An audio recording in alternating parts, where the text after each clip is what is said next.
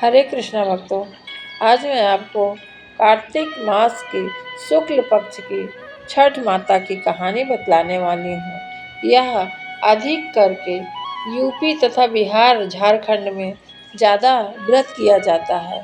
देश भर में वैसे तो छठ माता की पूजा की जाती है। इस त्योहार में भक्तों साफ सफाई का बड़ा खास ख्याल रखा जाता है, क्योंकि कोई भी गलती की इसमें गुंजाइश नहीं होती है। माँ भगवती सभी पर प्रसन्न रहें, ऐसे बहुत नियम कठिन होते हैं। इसी वजह से इसे महापर्व और महाव्रत के नाम से संबोधित किया जाता है। कौन थी छठी मैया और खरना क्या है, आइए जानते हैं।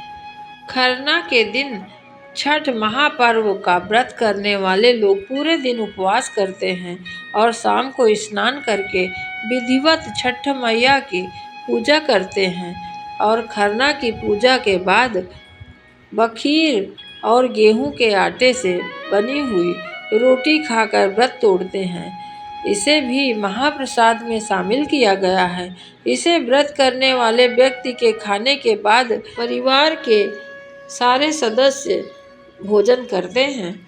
खास तौर से बच्चों को खिलाया जाता है, क्योंकि मान्यता है कि यह व्रत संतान के लिए ही की जाती है।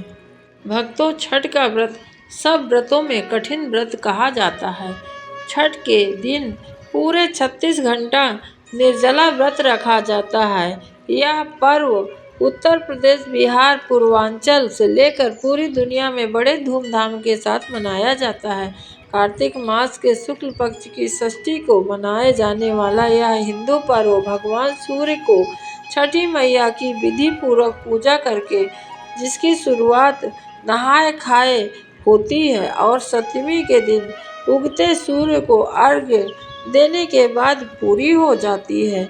छठ महाव्रत के दौरान नहाए खाए और खरना से लेकर सूर्य भगवान को अर्घ्य देने तक विशेष महत्व है, जिसमें खरना आज मनाया जाएगा और कल शाम को सूर्य देव को अर्घ्य दिया जाएगा। मान्यता यह भी है, इस दिन व्रत करके व्यक्ति को हर मनोकामना पूर्ण हो जाती है और घर परिवार में खुशहाली बनी रहती है। यह त्योहार मुख्य रूप से छठ व्रत माताएं अपनी संतान की लंबी आयु और सुखी जीवन की कामना से रहती हैं। वहीं यह व्रत संतान प्राप्ति की इच्छा रखने वाली महिलाओं को रखना ही चाहिए। आइए जानते हैं अब छठ मैया की कथा।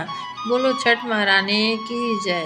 कथा के अनुसार प्रियव्रत नाम का एक राजा थे। उनकी पत्नी का नाम मालिनी था। वह दोनों एक संतान के लिए बहुत तरसते थे और बहुत दुखी थे। सब प्रकार के उनके पास धन संपदा और हर एक साधन था, परंतु वह पुत्र न होने के कारण बहुत दुखी रहते थे। उन्होंने एक दिन संतान प्राप्ति की इच्छा से महर्षि कश्यप द्वारा पुत्रेष्टि यज्ञ करवाया।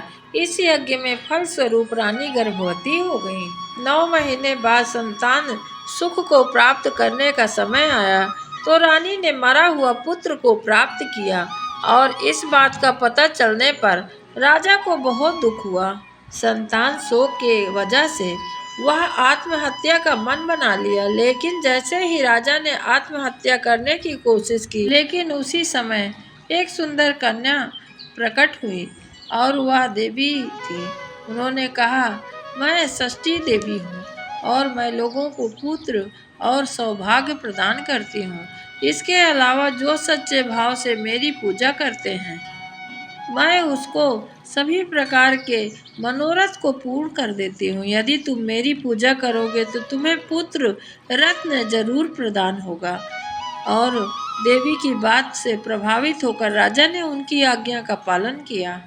राजा और उनकी पत्नी ने कार्तिक शुक्ल पक्ष की षष्ठी तिथि के दिन देवी षष्ठी की पूरे विधि विधान से पूजा किया और इसके बाद फलस्वरूप उन्हें एक सुंदर पुत्र की प्राप्ति हुई।